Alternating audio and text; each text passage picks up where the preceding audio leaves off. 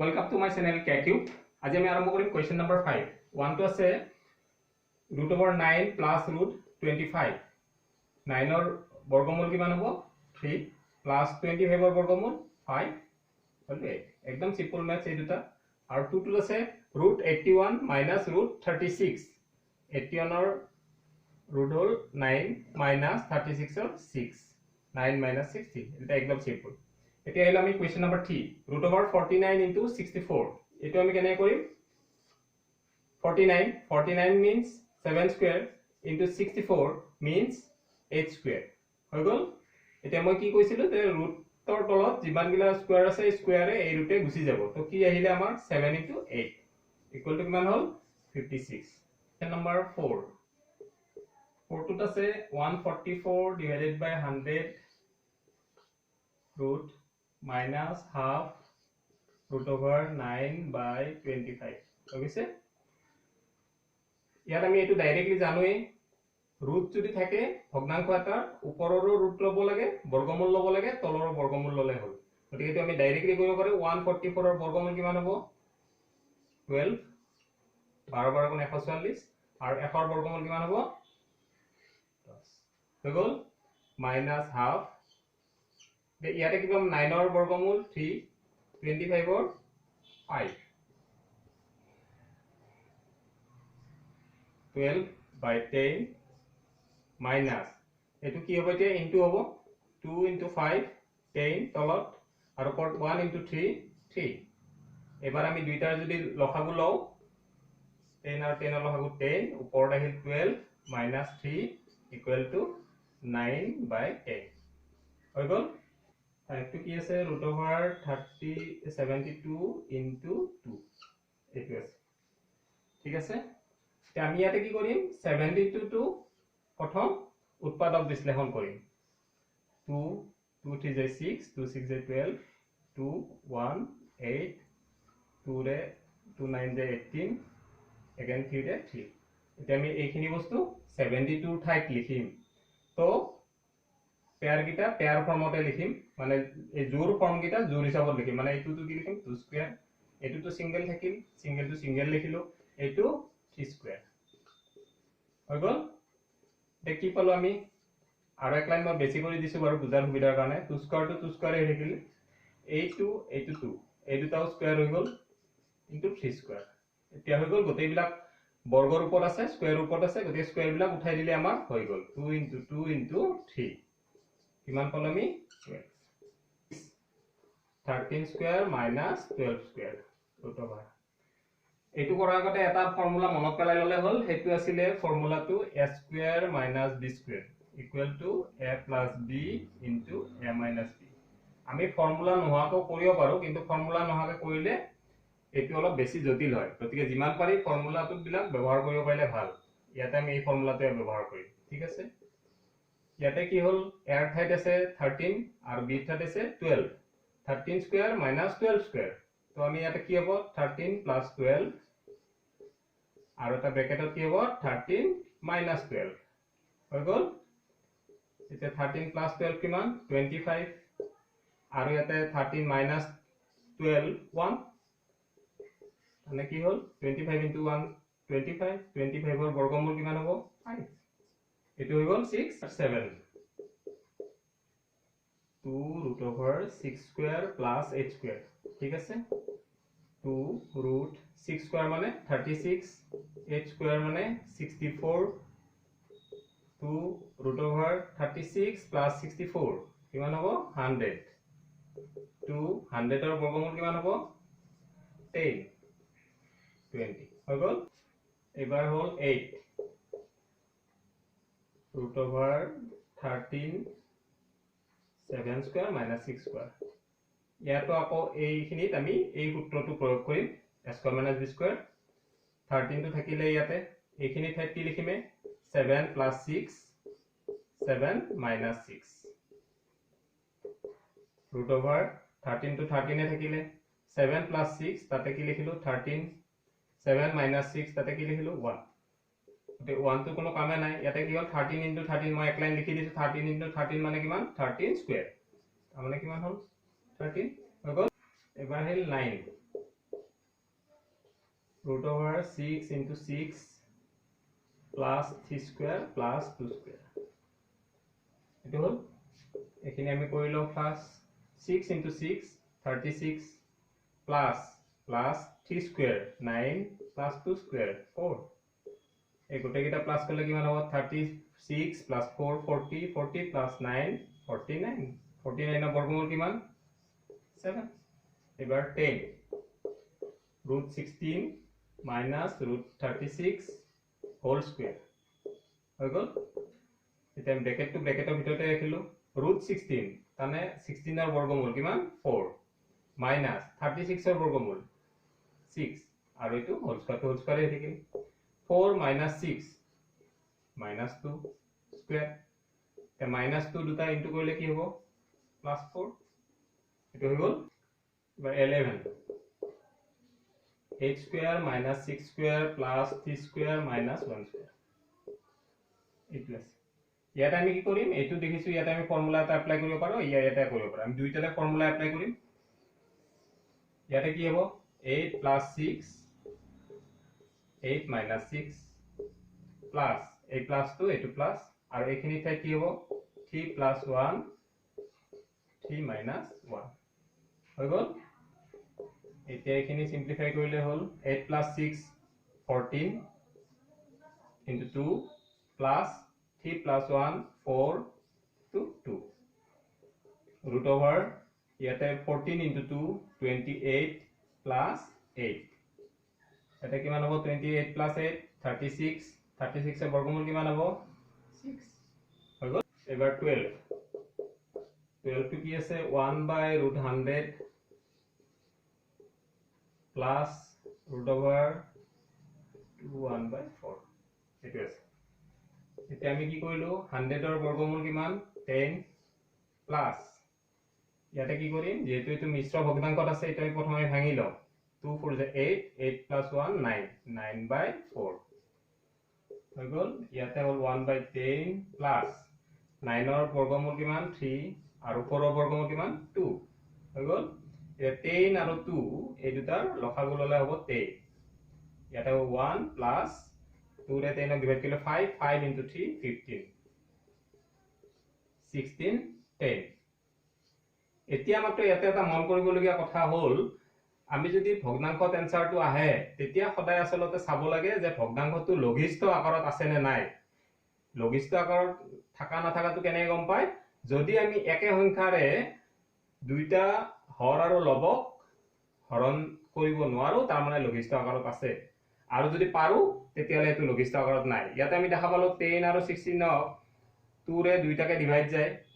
গতিকে এটো লঘিষ্ঠ আকাৰত নাই তেতে কি কৰো আমি কাটাকাটি কৰা বুলিও কয় বা ডিভাইড কৰা বুলি কয় আসলতে ডিভাইডে কৰো হেতু আমি কেনেকে লিখো মই দেখাই দিছো সাপোজ 2 ৰে এটো ডিভাইড কৰিলো 2 5 যায় 10 10 টু কাটি মই ইয়াতে কি লিখিলো 5 তেনেকে 2 8 যায় 16 হৈ গল আৰু কিবা ডিভাইড যাব নেকি 8 টক আৰু 5 না যায় সো এইটোই হল আমাৰ आंसर সদায় যদি আমি মনত ৰাখিলে হল যদি ভগ্নাংশত আমি आंसरটো আহে লাষ্টত সদায় আমি এটো নিয়ম যে ভগ্নাংশটো লঘিষ্ঠ আকাৰত ৰাখিব লাগে এটো হৈ গল এবাৰ আমাৰ 13 টো আছে root over 163 by 81 divided by root over 7 plus 4 by 36 ঠিক আছে এতিয়া আমি কি কৰিম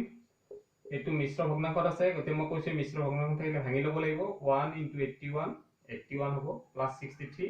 এই দুইটা প্লাস কৰি ইয়াতে হ'ব 144 আর তলত কি থাকিলে 81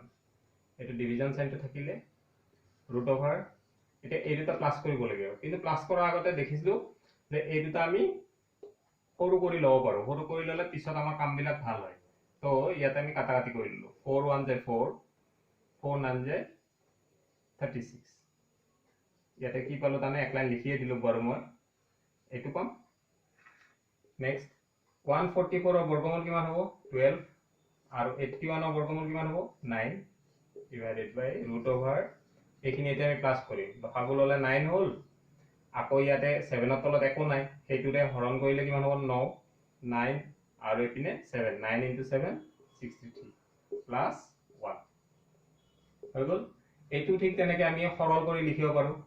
12 12 ক 3 ৰে কাটা যায় 3 4 যায় 12 3 3 যায় 9 তানে এইটো ঠাইত মই কি লিখিম এতিয়া 4/3 ডিভাইডেড বাই ইয়াতে কি হল ওপৰত 64 64 ৰ বৰ্গমূল কিমান 8 আৰু তলত আছে 9 9 ৰ বৰ্গমূল কিমান 3 হৈ গল 4/3 এতিয়া হৰণ চিনটো আমি পূৰণ কৰিলে তাৰ পিছত যেটো ভগ্নাংশ আছে এটো উলটি যায় মানে 3 টো ওপৰত যাব 8 টো তলত আহিব হৈ গল এতিয়া এই তলৰ 3 এই 3 কেনসেল ইয়াতে 4 4 1 যায় 4 4 2 যায় 8 কিমান পালো ওপৰত কিমান থাকিলে 1 আৰু তলত থাকিলে 2 হৈ গল এটো অলপ বুজিবলগীয়া আছে কাৰণ ইয়াতে বহুত কেইটা বেলেগ স্টেপ হৈছে গতিকে এইখিনি একবাৰ ভালকে চাই ললে হ'ল এটা কোৱেশ্চন নম্বৰ 6 ইয়াতে কি কৈছে √a² + b² ৰ মান উলিয়াব দিছে দুটা আছে কোৱেশ্চন ইয়াতে এটা দিছে যদি a = 3 আৰু b = 4 হয় ঠিক আছে এটো ফাৰ্স্ট কৰো আমি ইয়াতে একো টান কথা নহয় ইয়াতে আমি a b ৰ মানখিনি বহাই দিলে হ'ল এটা কি লিখিম যদি এটো হয় √a² + b² = কিমান হ'ব এটা a ঠাইত কি লিখিম আমি 3 plus b ঠাইত কি লিখিম 4 হৈ গল 3² মানে কিমান হ'ব 9 plus 4² মানে 16 9 plus 16 25 25 ৰ বৰ্গমূল কিমান 5 হৈ গল নেক্সট এইটো ইয়াতো ঠিক তেনে একেদৰে √a² + b² = a ঠাইত আমি কি লিখিম 12² plus b ঠাইত কি লিখিম 16² 12² মানে কিমান 144 আর 16² মানে কিমান 256 ইকুয়াল 144 প্লাস 256 কিমান হ'ব 400 400 ৰ বৰ্গমূল কিমান হ'ব 20 হৈ গল তাও কোৱেশ্চন নম্বৰ 7 ইয়াতে কি দিছে এই সংখ্যাবিলাকক চাব দিছে কোনবিলাক নিখুঁত বৰ্গ হয় আৰু যিবিলাক হয় সেইবিলাক বৰ্গমূল ওলাব দিছে ফার্স্ট আমি একদম শর্ট কে চাও এটো 3 আছে একক গড়ত 3 থাকা মানে এটো বর্গ নহয় ইয়াতে কিমান আছে 9 হ'ব পাৰে 0 আছে হ'ব পাৰে 2 এটো নহয় 4 এটো হ'ব পাৰে 9 এটো হ'ব পাৰে 7 7 থাকিলে কি বৰ্গ সংখ্যা নহয় 8 থাকিলে বৰ্গ সংখ্যা নহয় আৰু এটো যেহেতু ভগ্নাংশ গতিকে এটো নিখুঁত বৰ্গ হ'ব নোৱাৰে আৰু নিখুঁত বৰ্গ হ'বৰ কাৰণে কি হ'ব লাগে কোনো অখণ্ড সংখ্যাৰ বৰ্গ হ'ব লাগে এটো তো কোনো অখণ্ড সংখ্যাৰ বৰ্গ হ'ব নোৱাৰে গতিকে এটো নহয় এটা কাম হৈ গল আমি একেটা সৰ্ট আউট কৰিলো যে একেটা নহয় এতিয়া আমাৰ যেকেটা থাকি গল হেকেটা আমি চেক কৰিব লাগিব হেকেটা কেনেকে চেক কৰিম হেকেটা আমি উৎপাদক বিশ্লেষণ কৰি চেক কৰিব লাগিব হ'ব পাৰে নহব পাৰে 169 মানে কিমান 13² তাৰ মানে কি যেহেতু বৰ্গৰ ৰূপত পালো তাৰ উৎপাদক বিলাক জোড় হিচাপে আছে গতিকে কি হল নিখুঁত বৰ্গ হয় আৰ সেকেন্ডলি আমি জানিব লাগে ইয়াৰে বৰ্গমূল কিমান হ'ব এই যিবিলাক উৎপাদক পাও তাৰে বৰ্গটো গুছাই দিলে হ'ল 13 এটো হৈ গল আমাৰ এবাৰ এই 300 টো আমি কি কৰিম এতিয়া প্ৰথম উৎপাদকত বিশ্লেষণ কৰি চাম এটো কিহেৰে হৰণ যাব 5 5 6 30 0 again 5 5 1 যে 5 5 2 যে 20 sorry 5 2 যে 10 again কিহেৰে যাব 2 ৰে যাব 2 6 2 3 কি দেখা পালো ইয়াতে দেখা পালো যে উৎপাদকবোৰ জোড় হিচাপে ওলোৱা নাই এটো থাকি গৈছে তো এটো কি হ'ব এটো নিখুঁত বৰ্গ নহয় হৈ গল চেক কৰা আমাৰ এতিয়া নেক্সট আমাৰ আহিলে 5184 এটো আমি একেদৰে আমি উৎপাদক বিশ্লেষণ কৰি চাব লাগিব 5184 2 ৰে যাব কাৰণ 4 আছে 2 2 2 যে 4 2 5 যে 10 2 9 যে 18 2 2 যে 4 again 2 ৰে যাব 2 1 2 2 যে 4 2 9 যে 18 2 6 যে 12 2 ৰে যাব 2 6 2 4 2 8 again 2 ৰে যাব 2 3 6 2 2 যে 4 2 4 যে 8 again 2 ৰে যাব 2 1 যে 2 2 6 যে 12 2 2 যে 4 again 2 ৰে যাব 2 8 1 again কি ৰে যাব 3 ৰে যাব 3 2 যে 6 7 again 3 ৰে যাব 3 9 again 3 ৰে যাব 3 হৈ গল এতিয়া আমি কি পালো ইয়াতে প্ৰথম চাই ললে হ'ল এটো এটা পেয়াৰ হৈ আছে এটো জোড় হৈ আছে এটো জোড় হৈ আছে এটো জোড় হৈ আছে এটো জোড় হৈছে গটেকেটা জোড় হিচাপে পাইছো এতিয়া মই জোড় হিচাপে যদি ইয়াতে লিখো তাহলে বিশ্লেষণ কৰি কি এনেকে লিখিম 2 square 2 square 2 square 3 square 3 square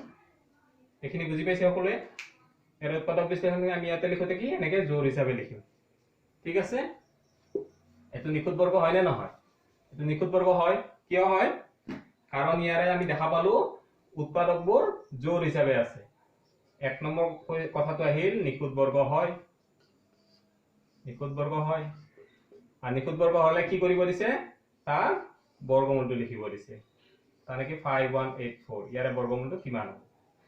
এটা বর্গমূলটো কিমান হ'ব ইয়ারে বর্গবিলাক গুছাই আমি বাকিখিনি লিখিলে হল 2 into 2 into 2 তিনটা 2 আকৌ ইয়াতে দুটা 3